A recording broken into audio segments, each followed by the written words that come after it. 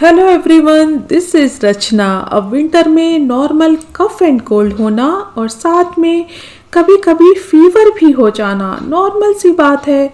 और वैसे तो अब तो कोविड भी फिर से एक्टिव हो रहा है अपनी न्यू वेरिएंट के साथ। तो इस सिचुएशन में टाइम के रहते अगर सर्दी और जुकाम का सही से इलाज नहीं किया गया तो प्रॉब्लम बढ़ भी सकती है और कुछ चीज़ें कफ एंड कोल्ड को बढ़ा भी सकती हैं। और अगर इन चीज़ों के साथ साथ आप मेडिसिन भी लोगे ना तब भी उसका कोई असर नहीं होने वाला। और वो कौन कौन सी चीज़ें हैं जिन्हें विंटर में आपको कफ एंड कोल्ड की अगर प्रॉब्लम है तो उससे परहेज करना चाहिए, मैं शेयर करती हूँ। और उसके बाद मैं आपको बताऊंगी कि किन किन चीज़ों को अपनी डाइट में ऐड करके आप कोविड के न्यू वेरिएंट से बच सकते हैं। चलिए पहले मैं वो आपको बताती हूँ कि क्या क्या चीज़ें आपको कफ एंड कोल्ड हो जाने पर अवॉइड करनी है। इसमें फर्स्ट तो है खट्टी चीज़ें। अब वैसे तो जिन लोगों की इम्यूनिटी स्ट्रांग होती है उन्हें कफ कोल्ड फीवर कम ही होता है और लेमन एंड ऑरेंज जैसी चीज़ों को खाकर आप अपनी इम्यूनिटी स्ट्रांग कर सकते हो। मगर यदि आपको कफ एंड कोल्ड की प्रॉब्लम है तो ये चीज़ें तब तक अवॉइड करनी चाहिए जब तक आप पूरी तरह से ठीक नहीं हो जाओ।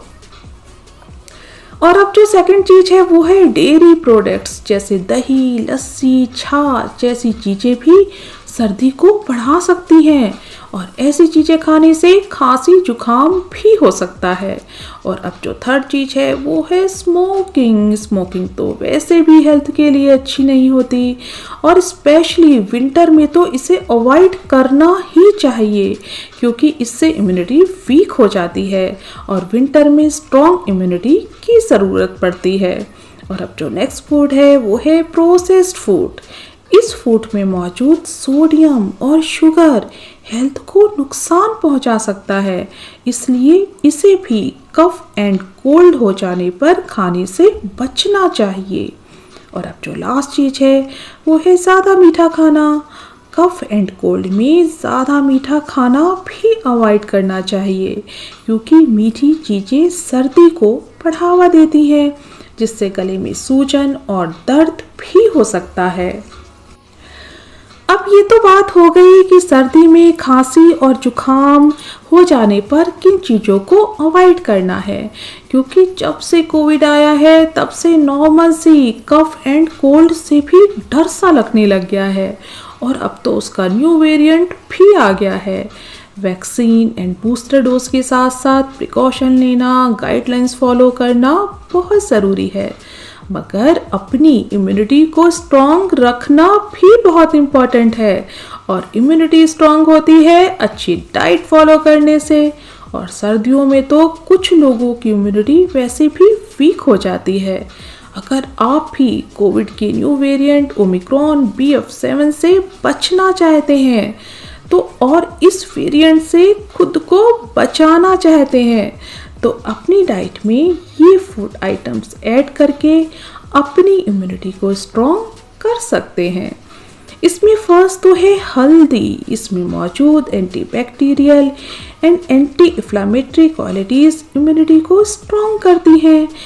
हल्दी के यूज़ से कफ कोल्ड फीवर से भी राहत मिलती है और कोविड से अगर बचना है तो दूध में हल्दी डालकर पीना बहुत फ़ायदेमंद होगा।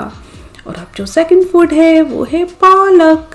अब विंटर में तो ग्रीन वेजिटेबल्स काफ़ी फ्रेश मिलती है, इसमें पालक भी एक है। इसमें मौजूद विटामिन C, जिंक, वॉलेट और एंटीऑक्सीडेंट हेल्थ को तो फ़ायदा पहुंचाते ही हैं, साथ में इससे आँखों की रोशनी भी तेज होती है और इम्यूनिटी तो बूस्ट होती ही है। और अब जो थर्ड फूड है वो है एग। ये भी विटामिन, ओमेगा 3 फैटी एसिड और मिनरल से भरपूर है। कोविड से बचने के लिए और अपनी इम्यूनिटी को स्ट्रॉन्ग बनाने के लिए आप एग को भी अपनी डाइट में ऐड कर सकते हैं। और अब जो नेक्स्ट फूड है वो है dry fruits. Dry fruits protein, vitamin, antioxidant और मिनरल जैसे पोषक तत्वों से भरे होते हैं। इम्यूनिटी बूस्ट करने के साथ साथ कोविड से भी ये आपको बचाएंगे। और अब जो लास्ट फूड है वो है खट्टे फल। विटामिन सी से भरपूर संतरा, अमरूद, आंवला, मौसमी, नींबू, कीवी जैसे फ्रूट्स अगर आप अपनी डाइट में ऐड करोगे तो कोविड आपके आसपास भी नहीं आने वाला।